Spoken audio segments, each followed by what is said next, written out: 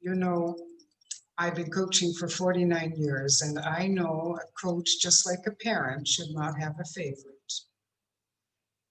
But I kind of have a favorite client, and her name is Shahad, because Shahad always comes so willing to the work and so serious and always prepared. And always, even when I give her a really difficult challenge, she always rises to the challenge. So for anybody else who is my client on this line, please don't think that means I think any less of you, but Shahad and I have been working together for quite a while, and she's just a bright, bright star, not only in my company, but I think in this beautiful country. Thank you so much for that lovely, lovely introduction. So let's begin, okay, as I share my screen. Now, I know this is supposed to be called positive communication skills in a virtual world, but I want to, if you know me and if you work with me, we're always going to do a deep dive. And I know we only have 40 minutes. And I imagine some of you are thinking, what can she do to make a difference in 40 minutes? Well, I can do something that if you're paying attention and if you participate when we get to the exercise part of today's presentation, I think we can make a very large impact in not only how you are speaking, but also how you are heard. And so I've taken the bold move to name this presentation, They'll Always Remember Your Face. It's a presentation on voice, tone, and communication. Now, when I'm working with people, whether they're executives, it doesn't matter who I'm working with. When I'm working in the field of communication and voice, which I do an awful lot of voice work, I often hear myself saying, if there's one thing that you can take away from today's session, it is this: they will always remember your face. So what does she mean by that? I'm sure you're wondering, but I think that you're going to realize by the end of this 40 minutes, by just remembering that one little saying, it can change the way in which not only you speak, but the way in which you are heard. It will determine if people believe you. It will determine if people trust you. So just to get to the more ordinary title, we could call this Private Communication Skills in a Virtual World. Doesn't really matter. I love this topic. And being in the virtual world doesn't really bother me at all, because as Shahad was saying, when I ended up being disabled from my sport and I was no longer able to do it at all. And it took me a long time to find my way back, because when you start as an entrepreneur running your own business at 19, until I was at 26. Well, after that, when I ended up in a wheelchair, and I had a really difficult struggle to come back. And I tried many things, and it had to be somewhat artistic, because my sport, figure skating, very much like dance, it's a sport as well as an art. And but people kept saying, well, you have a great voice. You have a great voice for radio. Somehow, it didn't really mean much to me, although my mother had taught me all my life that it's not what you say, it's how you say it, and that your voice is so important if you want to be heard in the world. So I realized, after years of trying to get back up on my feet and trying to find a way to get back into the work world, my mom was right. It was my voice. That when I was in a wheelchair, when I walked with canes, when I walked with crutches, God forbid, but I still had my voice. I mean, I was still talking and I was always communicating. And one thing that really helped me too was, as I was making my way back into the work world and being in support groups for people with this illness that I had. And I found out that by telling my story and by listening to other people's stories, by using the human voice, I was able to start to heal, and I was able to start to get back up on my feet. And I learned something so important. The very first thing we do when we are born is we raise our voice. And if we don't raise our voice when we are born, then all hell breaks loose and they're calling in every specialist and they're smacking you and they're doing all kinds of things to make you raise your voice. So I began to study voice, and I was enrolled. I went to the Canadian National School of Broadcasting in Toronto, and I did television as well as radio. And at one point we had to decide. Everybody wanted to go into television, but I wanted to go into radio because I discovered not only did I like talking, but I loved this most magnificent instrument. They say, and I agree, that the human voice is the most magnificent instrument of them all. And it is also the most difficult to play. So everybody was on TV and makeup and hair and all, but I was over there with a few of us in a sound booth learning the art of the voice. And now here we are in the middle of COVID, and only heaven knows how much longer we're going to have to stay on this virtual world, probably for at least another year. And I discovered that all those skills I learned in the sound booth, using only my voice and my face, which I'm going to teach you, are the skills that are so important for all of us today as we have to navigate our way through this communication minefield on camera. So many people are terrified and they don't know what to do. And I realized by the grace of God, I got into this field a number of years ago, and I'm really happy today to bring in a brief period of time some of my information that I think will help you a lot. Now, before I get going, I want you to know at the very end, there's a slide with my WhatsApp number, as well as my email address, and I would encourage each and every one of you to contact me, and I will send you a copy of the slide. Okay, I prefer that you contact me via email rather than Facebook because I get so many Facebook messages in a day and I can't file them the same as I can. I have been coaching 49 years, which means I'm a little bit old, and it's easiest for me to follow things in email rather than on Facebook messaging. So I just want to say that before we get going, because I really am eager and interested. So let's take a look at this pie chart. Now, many of you have probably seen this before, and oftentimes when I deliver this, people come up afterwards and they say, well, you know, he denounced this. He said, no, he doesn't use that anymore. Well, I've done a lot of research on Mahebrian's rule of personal communication, and I've discovered that, yes, he does use it. And he says that if you want people to like you, if you want people to follow your message, you need to understand that 55% of your communication is visual. Now, many of you are Toastmasters, so you know this. It's body language, it's eye contact, it's nonverbal cues. We have a problem in the virtual world. Our body language is really inhibited. Can't bank on body language. 38% of your communication is the voice, your pitch, your volume, the variation. And only 7% of our communication is actually the words that we use. I've been a writer since I was a kid, since I was 14. I love words. I love language. And I am quite devastated by this fact that of all of our oral communication, words only count for 7%. But we are communicators. And that's not acceptable for our words to only count for 7%. So how can we bump them up to 97%? Well, I'll tell you what I learned in radio school through the most magnificent instrument of them all. Yes, voice is only 38%, but it is through voice. When we master voice, when we say those words the way they are meant to be said, all of a sudden, our body language comes naturally. I never teach body language. I teach voice. And as you say the words and you speak with conviction and you say the words with meaning and with courage, the body moves. The words come to life. I always give this example.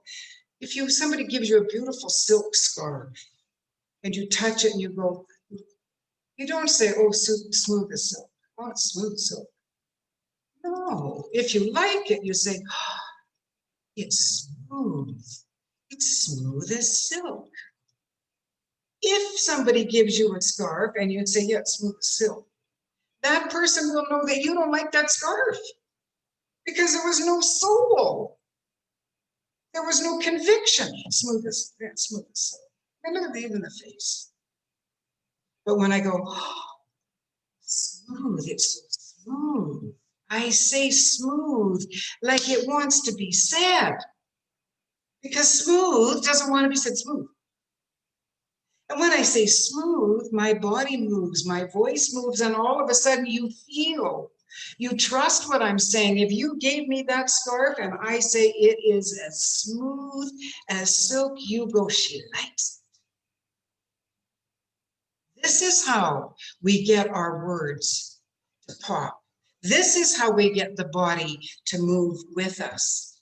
So I want you to remember that they say maybe that vocal is only 38, but let's say that it's the voice that spins the wheel of this communication chart here. And those words, and it's our obligation, it's our duty to our audience to get those words from 7% to at least 97%. So I'm going to give you some secrets of a radio journalist. And just as Shahad said, when I was a little girl, what you don't know is that I was brought up by a single mother. And she had 4 children, and this was in the 60s, and it was unheard of for a mother to be single. She was poor. She did not want anybody to know that we came from the wrong side of the tracks. Brought up in a poor family. So she made us, every night after dinner, we had to do vocal exercises, elocution exercises, because she didn't want anybody to know, because she knew that those who speak well do well. And those who do not speak well do not rise up as well in their career. She knew this. She was an uneducated woman. She had grade 12, I think, but nothing beyond that. She was a smart. So she put us in a school where it's true, from grade 2 on, I used to go on the radio doing elocution and public speaking warm-up exercises. So I've basically been doing it all my life. Plus my dear mom, she used to say, it's not what you say, but how you say it. And the first day, as Shahad said, when I walked into the Institute of Broadcasting in Toronto, there written on the blackboard in big letters, it's not what you say, but how you say it. Yes, it's true in TV, but it is especially true in radio, because when I was working in radio, I had one job. I delivered the news. And my job was to make sure that when you were driving home, you did not go to another radio station. My job was to keep you listening to that radio station that was paying me to tell you what was going on in the world. So I want to teach you some of those secrets and how can you make this come to life? It's not what you say, but how you say. Well, secret number 1, really important. Do not forget this. Gestures always precede words. What a beautiful scarf. Are you crazy? I'm so angry.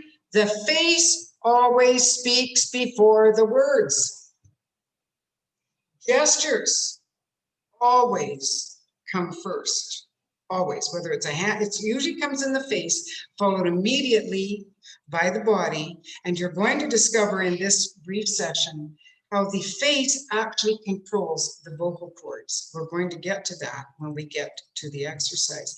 Remember, gestures always precede words. Secret number 2, gestures convey most of the emotion that communication intends. And the gesture comes before you have time to think about words, so gestures don't lie. Words can lie, but the gesture is automatic. and it doesn't lie, and it can get you in trouble an awful lot. And you know, secret number 3 is that the best message is the message that is felt. So if gestures come first and they contain most of the emotion, then that is what's going to be felt. Now, I want to tell you a story about my son. My son is 43. And when he was, I think he was about 10 or 11, and I had just bought a brand new carpet we put down in our living room. And in our part of the world, kids have to do chores.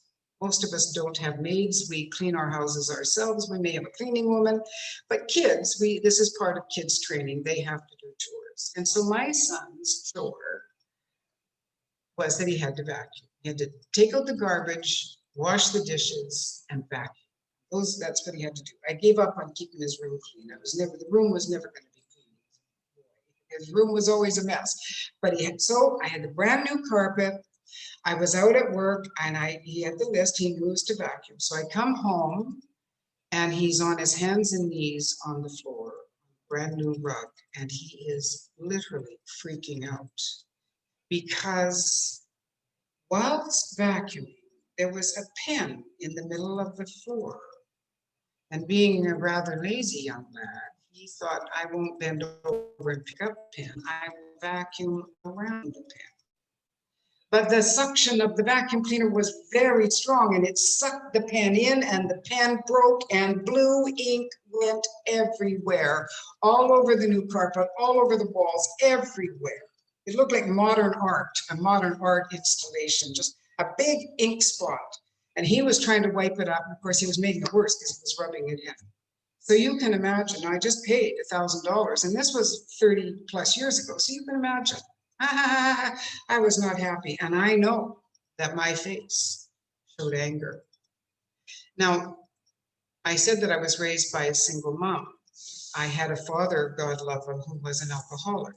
And so he was mean. So he always told us that we were stupid. And he always told us to shut up because you're too stupid for anybody to listen. And you know, when you're a kid and you get hurt by somebody, you say, when I grow up, I'm never going to do that. So I vowed I would never say to my son that he was stupid. And I know I didn't say he was stupid. I remember what I said. I said, how can a smart boy like you do something so stupid? But that boy, now he's 43, and if he were here right now, he would tell you, that's not what she said. She told me I was stupid. And I know I did not say he was stupid, but I know that my face said, how stupid is this? And what my gesture told him was that I thought he understood it, that I said he was stupid. He felt the emotion of my anger and of me thinking, what a stupid thing to do. Why can't you bend over and pick up the darn pen, for heaven's sakes? He felt my anger. He saw it. He felt it. And 30 some years later, if he were here right now, he will go to his grave believing that on that day, I told him he was stupid. You know why? Because he will always remember my face. My face spoke volumes louder than anything that my words could have said. This is so important, dear friends, whether it be at work, whether it be with our partners, our spouses, our children, our friends.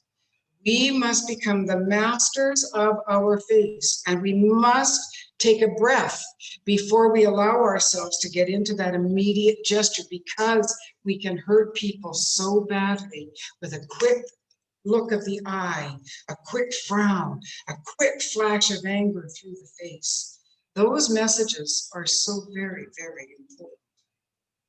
Now, this is really important. We're going to talk about this as we go, when we get to the exercises. Now, this is what I know as a radio journalist. You see, I'm giving the news, and we always start out with the news. We say the story that bleeds, the sad story, the scary story, the hard story.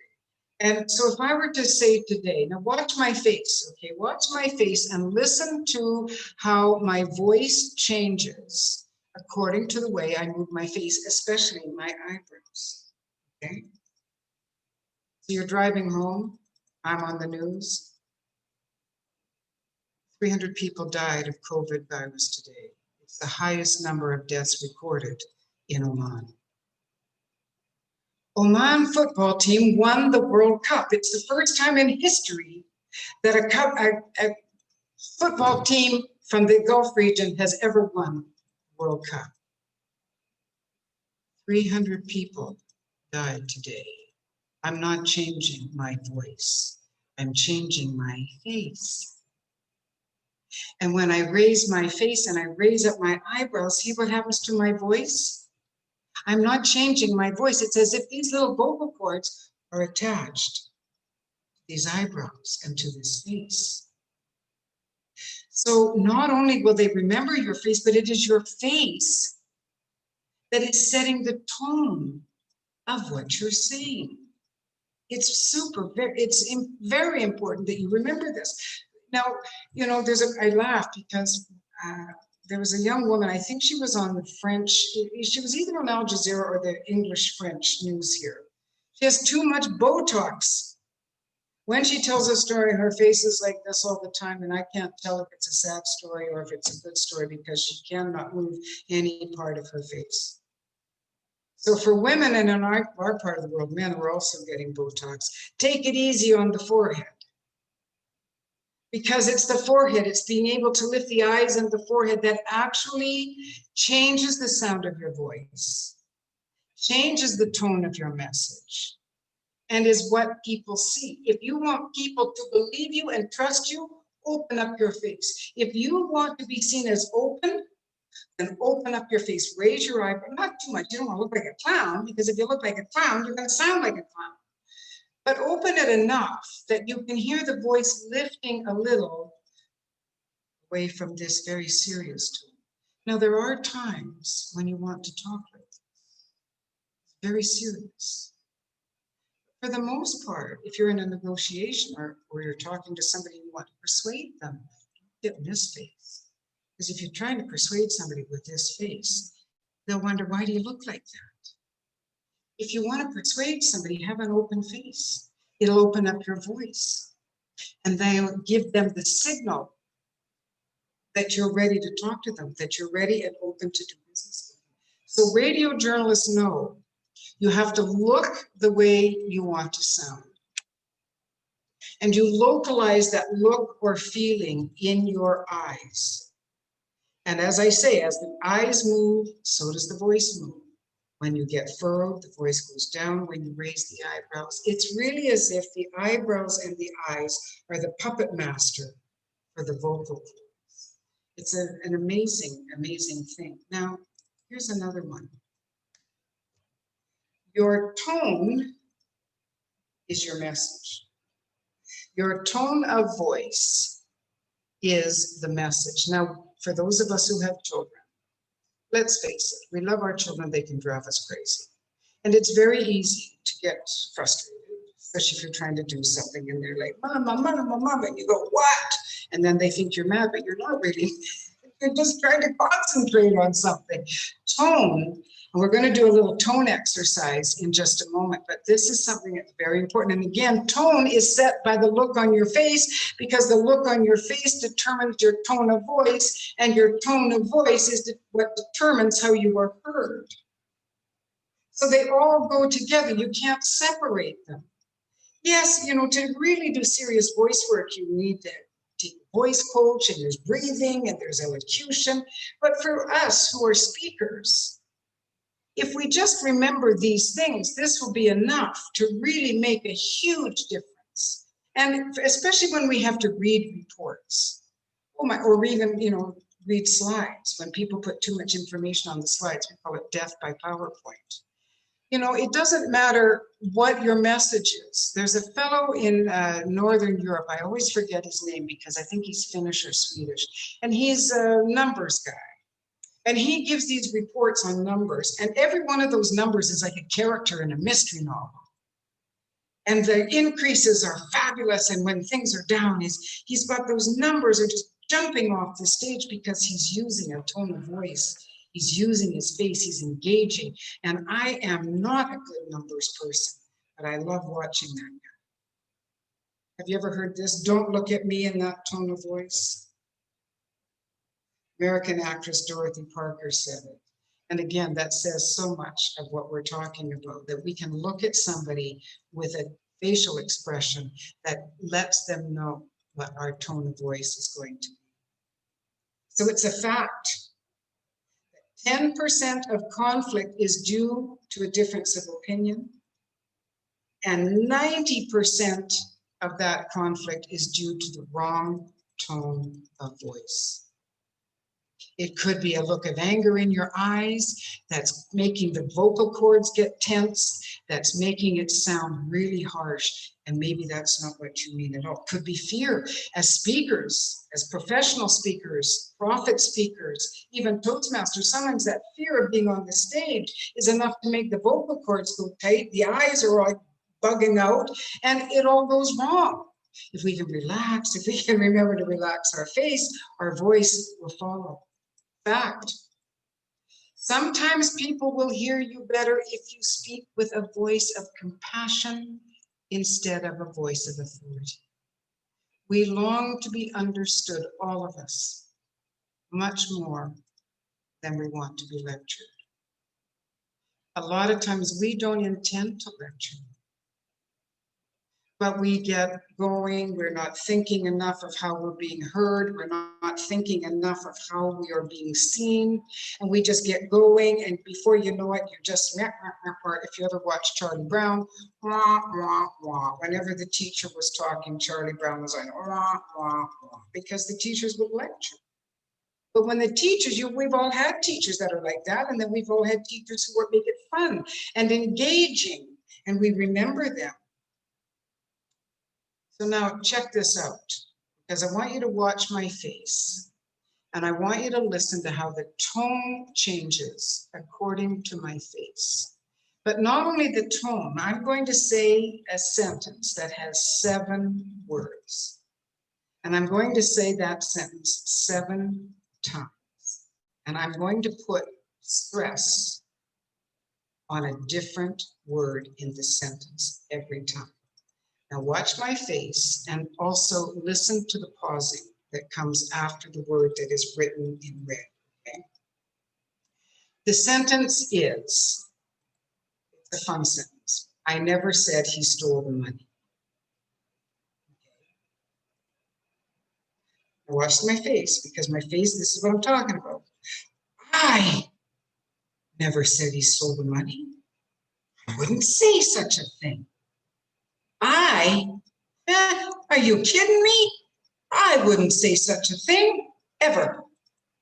She would, but me, I wouldn't. Watch my face. I never said he stole the money. I would never say such a thing. I'm not rude. Watch my face. I never said he stole the money. I might have implied it. I might have hinted, but I never said he stole the money. See how the face is changing the voice? See how you're getting a different interpretation of the same words just by the way I'm moving my face and I'm pausing? I never said he stole the money. I said she did. I never said he, not him. No, not him. It's her. Face changes, voice changes, timing changes, the meaning changes, but the words are still the same. I never said he stole the money, not the money we had saved for the vacation. He stole the money from the piggy bank. I never said he stole the money. See, the face is moving all the time to a different. I never said he stole money. I said he stole the jewelry. 7 words said 7 different ways with different face that gives different tone, that gives different meaning. The words do not change. So let's get to work. I'm watching my clock here. You have to watch me because when I get going on my work that I love to do, I can talk from now until tomorrow at this time. So let's do some work, okay? Number 1, and now I want you to turn on your microphones here. We're going to do it in group.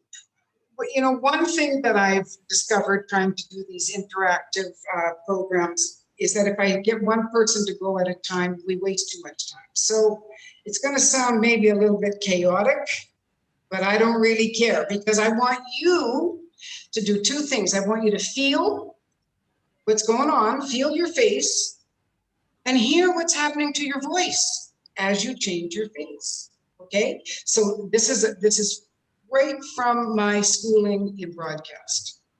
Let your voice and your face speak your words. Okay, let me just take some water. When you do this kind of work, you should drink water. Now I'll get you going on the first one. Remember, a gesture always comes first. I love it.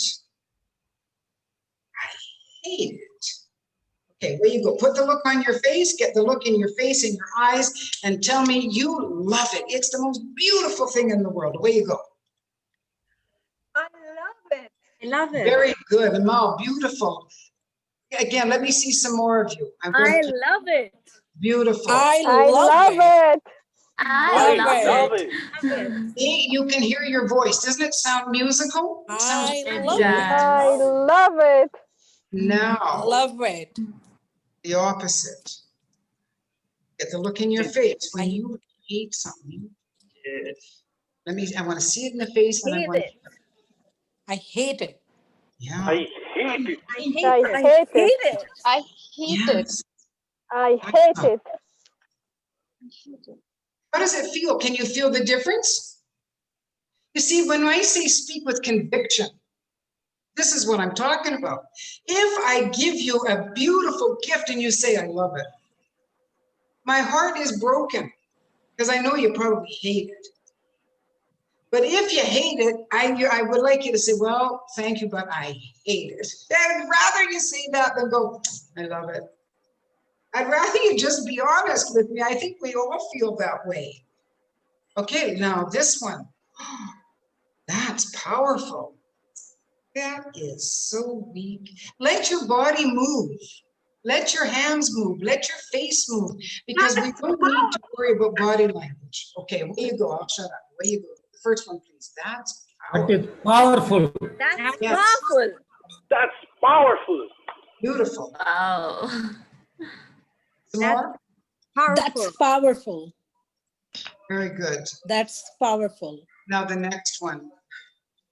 That's It's so weak. Weak. That's so weak. Are you all hearing how the tone of voice is changing? Yeah. And all you're doing is you are thinking of how the words should sound, what the words mean. You're giving yourself enough opportunity to put that look on your face and boom, you're all voice masters. See, there are many things. Yes, you could take a course and there's tons of things that we could do in a voice course and it's good, it's wonderful. But in 40 minutes, pretty darn good. You're already improved a lot. Okay, the first one, that's beautiful. The second one, that's disgusting. So let me see beautiful. Let me see and hear. That's beautiful. That's beautiful. You notice how your hands are going? I didn't say move your hands. I didn't say anything about it. Beautiful. That is beautiful what you're saying. All of you. Thank you. I love it when people do this seriously and come seriously to the work. And remember I said at the beginning, I don't teach body language. I teach voice. I teach say it the way it's meant to be said. Speak with conviction, speak with truth and honesty. I'm not going, okay, now I'm going to move my hand this way. I'm not doing that. I mean, truth and honesty. I'm not even thinking about my hands, but they're just coming automatically. I have a problem with people who teach body language. It's not authentic. You want to speak authentically. And to do that, you've got to speak the words that they mean. So tell me that that is just disgusting. That's disgusting. That is disgusting. Good. More, Just please. disgusting. Disgusting. That's so disgusting. Disgusting. Yes. Now, do your hands move more with disgusting or beautiful? Say them both. That's beautiful.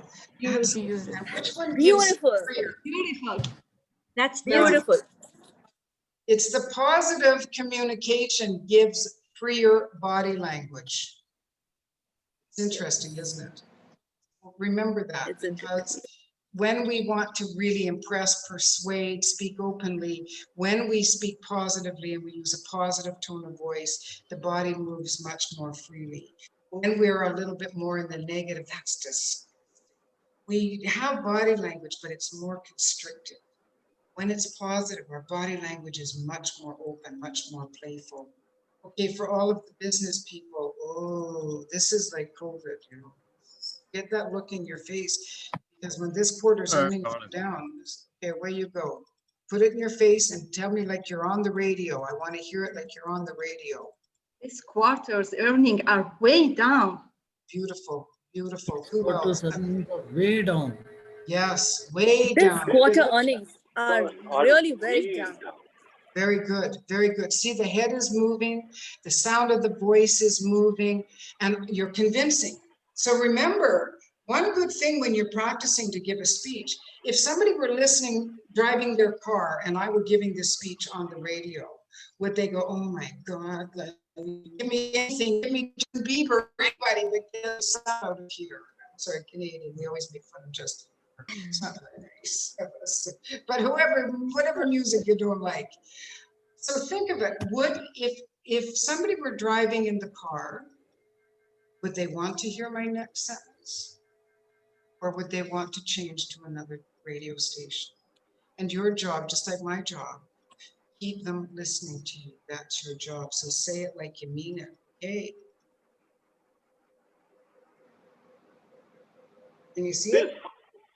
This quarter earnings are fantastic. This Can't hear quarter's you. earnings are fantastic. Fantastic. This quarter earnings are This fantastic. quarter's earnings are fantastic. Earnings are really fantastic. I This love quarter's it. earnings are fantastic. I can hear it. I can see it. I can see the hands moving. It's beautiful. Excellent job. We only have a few more, then we're going to go to our discussion. This is serious now. Now you gotta put the look in your face. This is serious. It's not good. 1,000 new COVID-19 cases were reported today. 1,000 new COVID-19 cases were reported today. 1,000 new COVID-19 cases were reported today. Very good. I would listen to all. 1,000 new COVID cases were reported today. Excellent. Excellent. 1,000 new COVID-19 cases were reported today. Do you all hear yourselves as if you were driving in the car and it really is the news? You all sound like news broadcasters, every one of you. So you've got me listening. You've got your audience listening because you're being real. You're speaking authentically.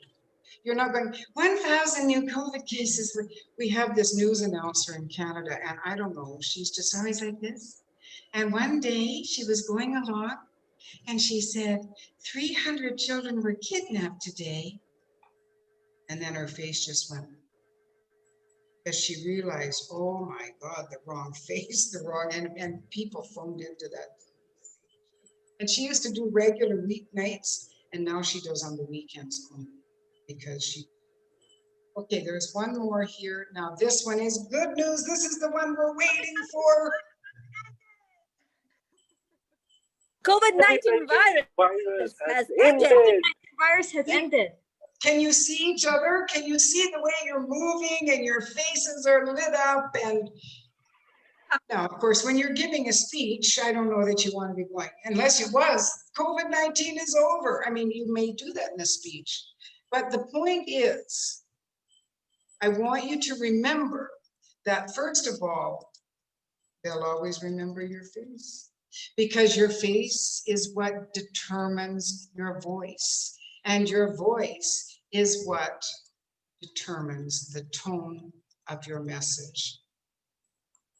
It's all about face. You can either be smiling or you can have a nasty face. This man had a lot. He wasn't too happy. Or our boy Justin Trudeau. Not too happy. Doesn't need to say a word. Neither of these do we need any word. We know exactly neither of them are having a good day. They'll always remember. So if you want any of this material, or you want to contact me, because I want to open it up now for our conversation, please take a screenshot of this. You can also find me on Facebook. Some of you are already friends with me on Facebook, but I really encourage people, it's best to get me through my email, communicatesuccess.com. And Paddy, it's my grandfather's name. And it is a man's name. And I love it. And when I was in school, the nuns really wanted my parents to call me Patricia. But I loved it. Paddy Kennedy was my grandpa, and I thought he was the most magical little leprechaun man. And he used to sit me on his knee and tell me stories about Ireland. Then he used to give me a dollar. No one he gave the other kids. Good news about it's a great name. I'm the only female Paddy Kennedy. As long as you can remember Paddy with 2 D's and Kennedy, and you lose my email address, you'll find me by Googling Paddy Kennedy, because the rest are all men. And there's me. Okay, my dear friends, now I'm going to stop the share, and I'm dead serious. I am somebody who just loves to share my work. I think there will be a recording of this, so please, if anybody wants a recording of this, please feel free to share it, Mr. Chairman, Mr. Host this evening. And I'm really not terribly possessive about my work. A lot of people in my profession, they think I'm crazy because I give away my work. I think that's ridiculous. I had wonderful teachers. They taught me, they gave me their best. And so I just want to keep that going. So please, please, please feel free to contact me. Now,